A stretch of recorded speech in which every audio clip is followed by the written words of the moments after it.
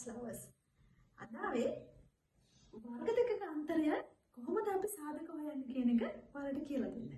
වර්ග දෙකක අන්තරය හැදෙන විදිහ ඉස්සෙල්ලා බලන්න ඕනේ. වර්ග දෙකක අන්තරයක් කියන්නේ පළමු පදයේ වර්ගපදයක් සහ ඊළඟ පදයට වර්ගපදයක්.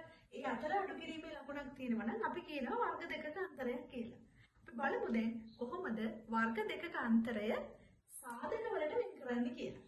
අපි පළවෙනි සාධකීය විදිහට ඍණ ලකුණ යොදලා අපි සාධකය වෙන් කරනවා. ඊළඟ සාධකය අපි දාන ලකුණ යොදලා වෙන් කරනවා. මේ තමයි වර්ග දෙකක අන්තරයක් සාධක වලට වෙන් කරන විදිය.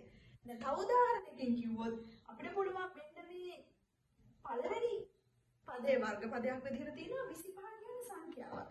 25 කියන්නේ අපි දන්නවා 5 වර්ගය තමයි 25 කියන්නේ. එහෙනම් අපිට ලියන්න පුළුවන් 5 වර්ගය කියලා. දැන් අපිට මේක සාධක වලට වෙන් කරන්න පුළුවන්. එක සාධකයක් ලියනවා x ඍණ 5 කියලා. අනිත් සාධකය ලියනවා x ධන 5 කියලා. හරිම ලේසි. ඊළඟට මේ බලන්න මේ වර්ග දෙකක අන්තරය ලියලා තියෙන විදිය. ඒතර එක වර්ගපදයයි අපිට පේන්න තියෙන්නේ. හැබැයි අනිත් වර්ගපද අපි හොයා ගන්න ඕනේ. අපි බලමු කොහොමද හොයන්නේ කියලා. දැන් 4 තියෙන්නේ අපිට පුළුවන් ලියන්න දෙකේ වර්ගය. x වර්ගය 25 කියලා කියන්නේ අපි මේ මුලින් ලිව්වා වගේ පළවෙනි වර්ගය.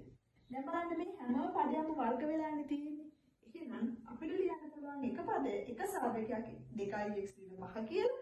අනිත් සාධකය අපිට ලියන්න පුළුවන් 2x ධන 5 කියලා. ඒක නිසා මේ වර්ග දෙකක අන්තරය ඉතාමත් වැදගත් ගණිතයේදී. ඒක නිසා මේ වීඩියෝ එක බලලා ඒ ගණන හදන්න ඉගෙන ගන්න.